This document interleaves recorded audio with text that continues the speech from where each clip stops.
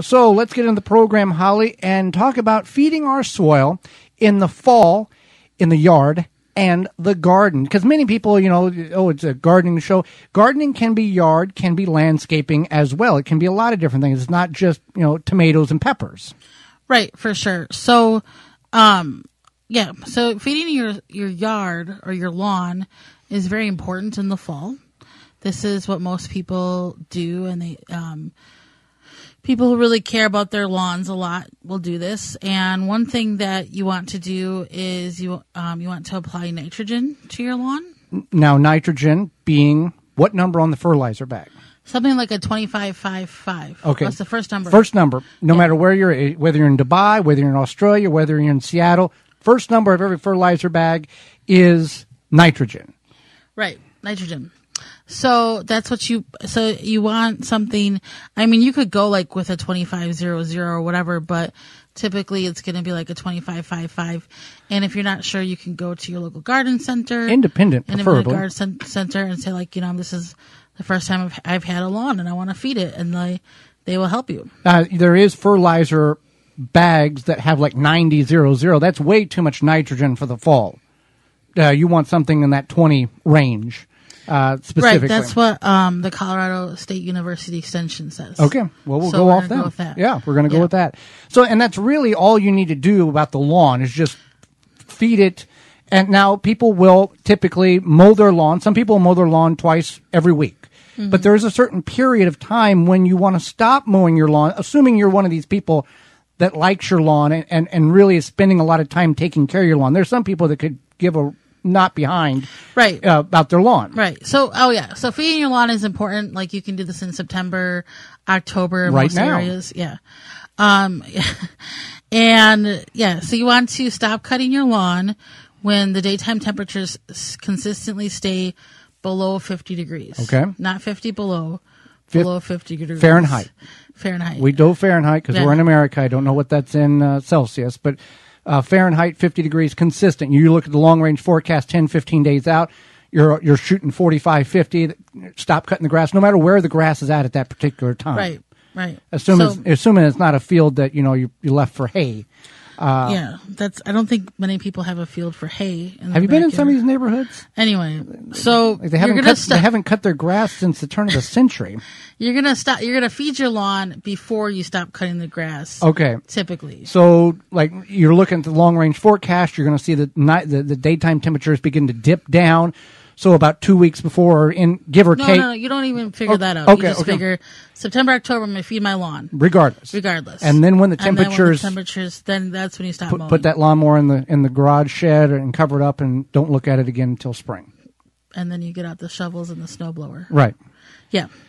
So that's the lawn. That's the lawn. Well, that's how you feed your lawn. Mm-hmm. Now you can top dress it. You could top dress it with some compost if you have compost laying around.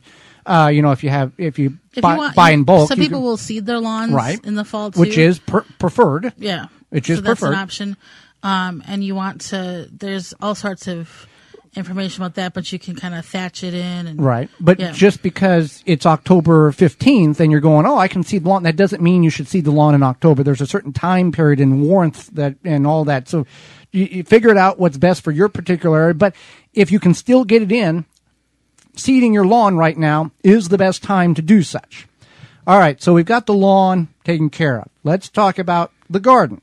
What can we do to feed our garden? We not necessarily want to pack it full of nitrogen. You never want to do that in a garden because the plants are going to suck all the nitrogen up, get big green in the spring, and no good there. And you don't want to put fertilizer in the garden in the fall because it will be used up or it will leach, basically with snow melting, rain, whatever, it's going to wash it out typically. Right. Yeah, it's going to make it ineffective by the time spring comes. Right. So don't do that. No, you don't want to add fertilizer. If you have homemade compost that is not going to create more weeds for you. So okay, what does that mean? A hot compost where the weed seeds become fried, inactive. Then you can add a layer of that. Some people will till their garden. We don't encourage tilling, but some people will till their garden in the fall to till like the plant life underneath. The soil? To let it break down. Now that's up to you. No, we don't encourage the tilling, and there's a few reasons why. One, there's a lot of life under the soil. When you physically till, now we're in raised beds now, but even when we dug potatoes or when we would work a bed, we would use a garden fork to lessen the damage on like earthworms. Right. But we don't till because there's a lot of microbial life. You're disturbing a lot of structure that's been put in there for the specific purpose of helping plants grow better. Mm-hmm. And when you till it up, you shake all that up and turn it upside down and basically cause everything to restart the cycle. Right. There is purposes and reasons why one may need to till, but generally we wouldn't recommend it. No. But okay, so yeah, you can till your plant life back into your soil, or you can just pull, like say you got a bunch of tomato plants, you can pull them out and just place them on top of the garden. Right, assuming they're not been diseased. Right, if they're diseased or something, you want to throw them away. Right, with any plant life. Right, any plant. In the trash, not in the street, not in the compost. or not in the compost, or fire pit, right, or anything right. like that. Yeah. So you can do that. So let's talk about leaves. Okay. This is our favorite thing, and this is what everybody's favorite thing should be to put on your garden it's free. in the fall. Right. Leaves. So first, they're free. Uh-huh. Second, they provide you mulch. So you could put a thick layer, and they break down very quickly, or by the time spring comes. By June the next year, you don't even know whether you shredded them. That quickens the breakdown process. We do not shred them, which gives us a little more life on them before they break down and feed the soil. Right. And that one year, remember you put like a literal ton of leaves? Yeah, 2,000 some odd pounds, because I calculated what each barrel of leaves out of the street would, 70-something barrels at so many pounds. It was a little over 2,000 pounds. Right. So what you can do... Yes, I did that. Yes. Now, when you go collect leaves, you're like, I don't have that many trees. Well, you can always collect them from your neighbors. Right. You can walk down. A lot of times the neighbor will put them in the, what's it called? The gutter. The gutter. Yeah. Yeah, by the side of in the the street. In the street. Now, if you're in a rural area, leaves are pretty easy to come by. If you've got a small garden or whatever, you can go to the edge of the woods and, pick a bed of a pickup truck full of leaves and take it back to the garden type of thing. Right. And it's much easier to find the leaves already stacked up in the street in an urban city situation. Yeah, I mean, I think there's been times where we raked the neighbor's lawn. Yes. And the neighbor across the street would say, these are the good leaves, these are the dirty leaves, these have other stuff in it, because she knew what we were doing. Right.